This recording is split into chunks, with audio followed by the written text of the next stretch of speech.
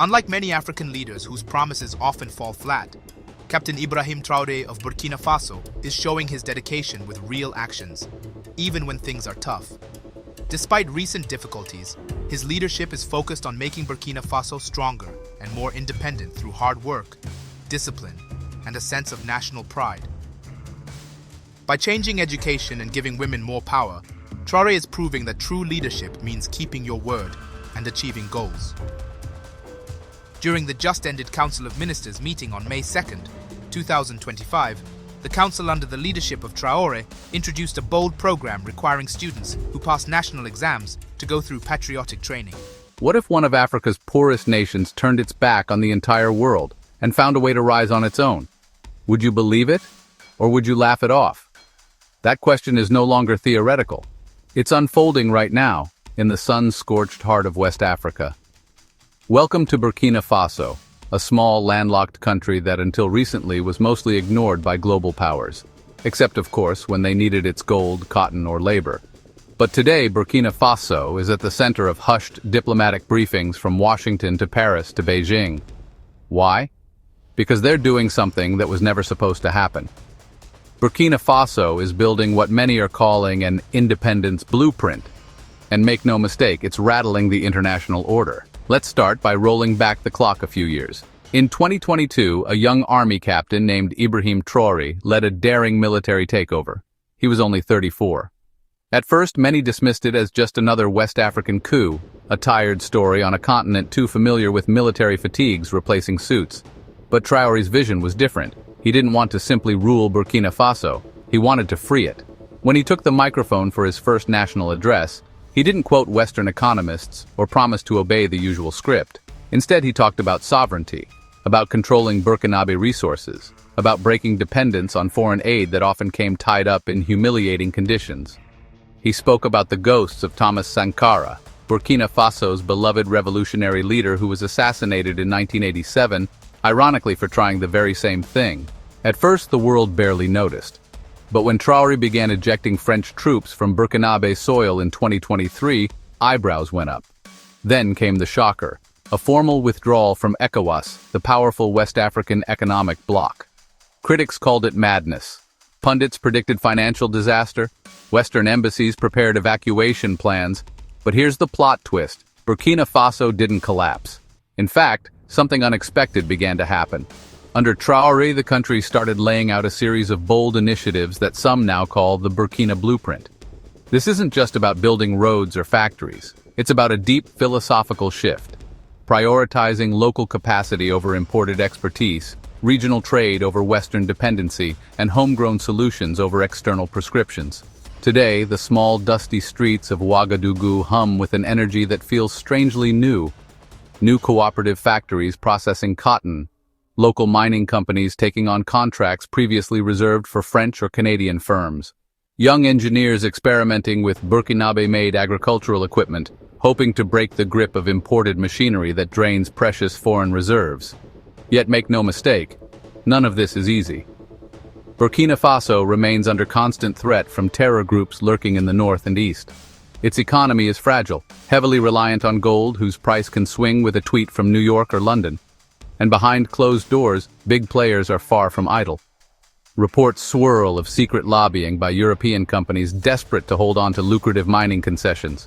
Diplomats whisper about sanctions if Traoré's government grows too radical. But the Burkinabe people seem to have reached a point of no return. Farmers proudly show off local fertilizers replacing expensive imports. Women-run cooperatives pack sesame seeds for export to Asian markets, cutting out middlemen who once siphoned the profits. And everywhere, murals of Thomas Sankara smile down on a new generation daring to dream again. In essence, Burkina Faso is trying to answer a question many African nations have struggled with since the first colonial flags came down. Is it possible to be truly free in a world built to keep you dependent? As we explore this extraordinary story, stay with us, because over the next parts, we'll unpack the intricate trade realignments Burkina Faso is forging, how it's weathering the ECOWAS fallout, and the clandestine chessboard moves by China, Russia, and yes, even the US. Before we dive deeper, what do you think about Burkina Faso's bold gamble? Is this a renaissance in African sovereignty or a dangerous path to isolation? Drop your thoughts in the comments, hit subscribe, like, and share this video so we can keep bringing you these underreported stories. Burkina Faso will not beg for survival. It will earn its future. More details on this as well from the Minister of Economy and Finance, Mr. Abubakar Nakanabo. The Council also reviewed and adopted the multi-year budget and economic programming documents for 2026 to 2028. This is a planning tool that helps forecast the national budget over the next 3 years. The document takes current priorities into account, along with global and regional economic trends, to better plan nationally. Picture a poker table in a smoky back room. Now swap the cards for mineral contracts, grain shipments, and military hardware. Welcome to the new game unfolding across West Africa, and Burkina Faso is right in the middle of it. After withdrawing from ECOWAS, Burkina Faso was widely expected to stumble. The regional bloc is a lifeline for many West African economies, offering trade corridors, financial guarantees, and diplomatic clout. Losing that security net can feel like being pushed into the deep end without a life jacket. But what most commentators failed to see was that Traoré and his team weren't simply leaping blind. They had spent months, perhaps even years, quietly forging alternative alliances. Some of these look east, toward Russia and China. Others are closer to home, involving low-profile bilateral pacts with Mali, Niger, and even tentative overtures toward Guinea and Chad. In a remarkable turn, Burkina Faso has begun developing a triangular trade framework with Mali and Niger, two other nations recently alienated by ECOWAS in the West due to their own coups. The trio calls themselves the Alliance of Sahel States, AES, and while on paper it looks modest, in practice it could redraw the map of economic power in West Africa. Here's how it works. Burkina Faso ships processed agricultural goods to Niger, which in return sells discounted uranium to Burkina Faso. Mali, rich in livestock and cotton, exchanges these for Burkinabe-manufactured inputs. In effect, they're trying to build an insulated microeconomy, shielding themselves from Western sanctions or regional trade embargoes. But that's only part of the intrigue. The bigger story is the undercurrent of external suitors. Russia's interest, for instance, is hardly a secret. Moscow has long sought to expand its military and economic footprint in Africa, especially after being isolated by the West over Ukraine. Today, Russian advisors are reportedly helping to modernize Burkinabe air defenses, while Russian mining firms sniff around gold and manganese projects once dominated by Canadians. Meanwhile, China is playing a more subtle but equally ambitious hand. Chinese firms are helping build roads and solar farms across Burkina Faso, often with concessional loans that look generous on paper. Critics warn these deals could lead to a new form of dependency, swapping Western creditors for Eastern ones. But Traoré seems to believe that if he can diversify enough partners, Burkina Faso can avoid falling under anyone's thumb. Then there are whispers of more clandestine dealings. Intelligence leaks from European embassies suggest Burkina Faso is quietly exploring oil-backed loan structures with Middle Eastern banks, using undeveloped reserves in the northeast as collateral. Such a move would be risky, tying future generations to debts repaid by barrels of oil not yet extracted. But it also shows just how determined this young government is to keep the machine running without crawling back to Paris or Brussels. All this maneuvering has left neighbors like Ghana and Côte d'Ivoire watching nervously. They depend heavily on established ECOWAS systems, and any collapse in Burkina Faso could send destabilizing waves across borders. Yet there's also a grudging respect, even curiosity. Ghanaian economists have been quietly attending forums in Ouagadougou to learn how Burkina Faso's cooperatives operate with minimal foreign input. Ivorian youth activists post online about the Burkinabe model, urging their own leaders to shed neo-colonial economic chains. Of course, none of this is happening without friction. Western diplomats have been pressuring local banks not to process transactions linked to AES projects, hoping to starve the experiment of liquidity. Some European aid programs have frozen grants meant for rural health or education, betting that public anger will force Traoré to pivot back to old ties. But so far, that hasn't happened. If anything, it's hardened Burkinabe resolve. As one small farmer near Koudougou put it when a journalist asked about the risk of sanctions, "Better to starve on our own feet than be fed on our knees." Still, the stakes are enormous. If Burkina Faso succeeds, even modestly, it could inspire a cascade across Africa, where leaders are under increasing domestic pressure to break exploitative ties that funnel raw resources out while leaving little behind. But if it fails, it might plunge millions into deeper poverty, reinforcing the old argument that African nations cannot afford sovereignty. It's a precarious balance, and it's why, from Washington to Pretoria, Abuja to Paris, policymakers are watching Ouagadougou more closely than ever. Imagine standing in a crowded market in Ouagadougou. The sun is blistering, the air thick with dust and voices. But look closer, not at what people are buying, but at what they're not buying. Rows of local vegetables, sacks of Burkinabe milled flour, baskets of sesame seeds, once overshadowed by imported brands, are now the star attractions. This is what a quiet revolution looks like. Because while diplomats draft cables and presidents whisper behind closed doors, the real experiment of Burkina Faso's independence blueprint is happening right here, in the hands of ordinary people. Take the case of Koudougou Polytechnic, a modest campus once known mainly for churning out mid-level technicians for foreign-run mining companies. Today, it's the hub of a grassroots technological awakening. Under a new government-funded program, students are learning to build and repair tractors from scrap parts. They take rusted chassis from abandoned European imports, pair them with refurbished Japanese engines, add hand-cast iron weights from local foundries, and out comes a machine that costs 1/5 of an imported tractor. To outsiders, it might look like junkyard tinkering. But to Burkinabe farmers, it's nothing short of emancipation. Imported tractors were often too expensive to maintain, with spare parts that could only be sourced through middlemen in Accra or Dakar. Now, a local cooperative in Kaya can service its own fleet with locally trained mechanics. Each time that happens, another dollar stays in Burkina Faso's fragile economy. Meanwhile, in small towns like Tenkodogo, women-run collectives are quietly taking control of sesame processing. They no longer just sell raw seeds to foreign brokers who drive prices down. Instead, they press the seeds into oil themselves, package it, and ship it directly to niche Asian and Middle Eastern markets hungry for organic products. A trade consultant from Singapore recently remarked that Burkina Faso's sesame is becoming like Ghana's cocoa, a brand people trust. All of this is breathing life into a new sense of local pride. Street murals, once dominated by European football stars, now feature local entrepreneurs. School children recite poems about Burkina Faso's cotton and gold, rather than dreaming only of Paris or New York. It's a subtle psychological shift, but history teaches that independence often begins in the mind before it ever shows up on balance sheets. Of course, not all is rosy. Inflation remains a painful thorn, particularly for urban families who relied on cheap imported staples. There have been sporadic shortages of certain medicines previously supplied by French firms, and not everyone supports Traoré's breakneck pivot.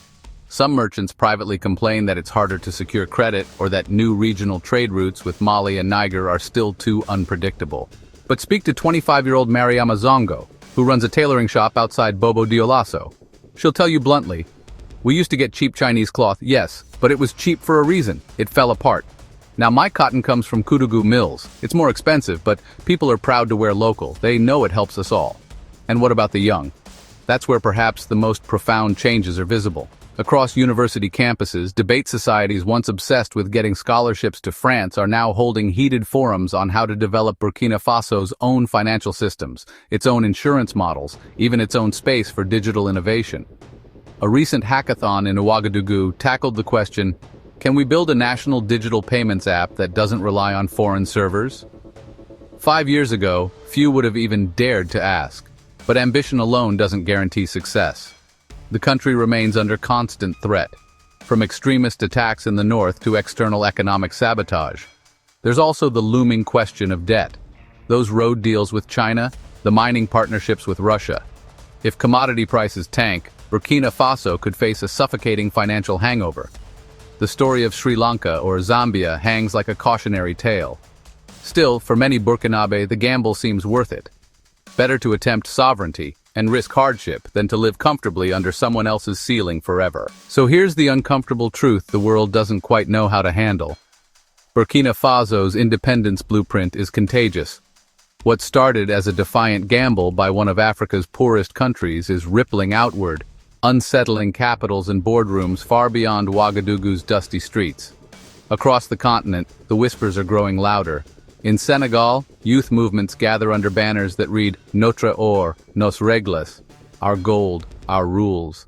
In Ivory Coast, cooperatives are studying Burkina Faso's fertilizer initiatives, hoping to cut ties with costly European chemical imports. Even in Ghana, local think tanks have quietly sent delegations to observe how Burkina Faso's small manufacturers are taking control of their own supply chains. But what does all this really mean? It means something profoundly dangerous to the old global economic order.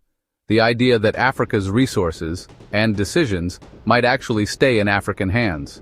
To appreciate why this is so alarming to external powers, we need to look back at the carefully laid architecture of global trade. For over a century, Africa has mostly served as the warehouse for the world's raw materials. Cocoa for European chocolate factories, uranium for French power plants, gold and coltan for American tech giants. In return, African countries import finished goods, often at punishing prices. It's a one-way wealth conveyor belt, politely disguised as development partnerships. Now picture Burkina Faso stepping off that belt, processing its own sesame seeds, milling its own cotton, training engineers not to service French mining rigs, but to build local ones from scrap. It's an act of economic rebellion, and it terrifies those who profit from the old system. That's why you see quiet but intense lobbying in Western capitals. European diplomats frame their concern as a fear for regional stability, warning that Burkina Faso's exit from ECOWAS and shift toward the AES trio could trigger cross-border volatility. In private, though, many admit it's about safeguarding decades of privileged access to African commodities. Meanwhile, Washington watches with a different kind of anxiety. The U.S. is less invested in gold or sesame, but it is deeply concerned about Russian and Chinese footprints expanding in a strategically important region. Africa is the last great geopolitical chessboard, and Burkina Faso's open courting of Moscow for military aid and Beijing for infrastructure money threatens to tip the balance. Yet it's not only superpowers jostling in the wings, the African Union itself is split. Some member states quietly admire what Traoré is attempting. They envy the boldness, the dream of not having to dial Paris or Washington for every budget shortfall. Others fear it might bring a backlash that ripples across the continent. Sanctions, currency destabilizations, or even security blowback. Then there's the emotional dimension, the human side often lost in sanitized reports.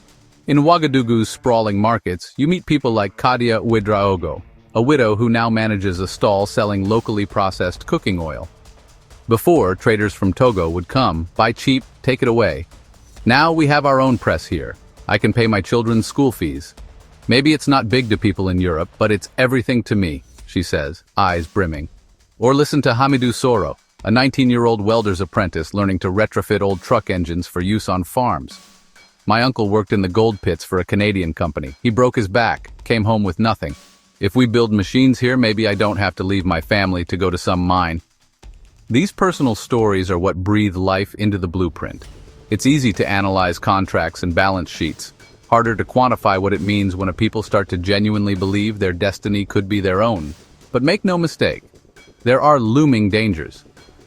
Burkina Faso's debts to Chinese banks are piling up, even if repayments are structured to look gentle in the early years. Some fear the country might someday wake up to find key assets like water rights or mineral fields quietly tied up as collateral. Russian security aid, meanwhile, often comes bundled with its own shadowy contractors whose loyalty is to Moscow's interests first. The risk of exchanging one foreign handcuff for another is real. Then there's the question of capacity. Can Burkina Faso truly build enough local expertise to sustain this breakaway vision? Or will shortages, black market leaks, and technical gaps eventually force a return to the very foreign firms they're trying to escape? Skeptics are already predicting that within 5 years, soaring costs will drag them back to ECOWAS or the IMF, hat in hand. Still, there's something undeniably stirring about this gamble. At its heart, it's not just an economic project, but a spiritual one. It's an entire nation, with all its messy contradictions, staking its pride on the radical notion that Africa's future shouldn't always be outsourced. Zoom out, and you see why the world is watching with such anxious fascination. If Burkina Faso's experiment falters, it becomes a cautionary tale, proof that independence dreams are nice for speeches, but ruinous in reality. But if it works, if even a small, struggling nation like Burkina Faso can claw back a measure of sovereignty, then what stops Nigeria, Kenya, or Congo from asking, why not us? And that, more than any pipeline or gold contract, is what terrifies the global establishment. Because once an idea takes root, once people start to imagine that they could actually rewrite the story, it becomes almost impossible to contain. So as the sun sets over Ouagadougou, casting long shadows across streets newly painted with murals of Sankara and Traoré, the question echoing from tea stalls to trading floors in London and New York is the same. Can Burkina Faso hold on? Will it become Africa's next big cautionary collapse? Or could it, against all odds, chart a blueprint for real independence in the 21st century? Thank you for staying with us through this deep dive into Burkina Faso's daring stand. Now we want to hear from you. Is this bold experiment an overdue awakening or a dangerous fantasy that could plunge millions into deeper poverty? Drop your thoughts in the comments. And if you found this story eye-opening, help us keep telling the hidden truths by liking, subscribing, and sharing this video with someone who needs to hear it. Until next time.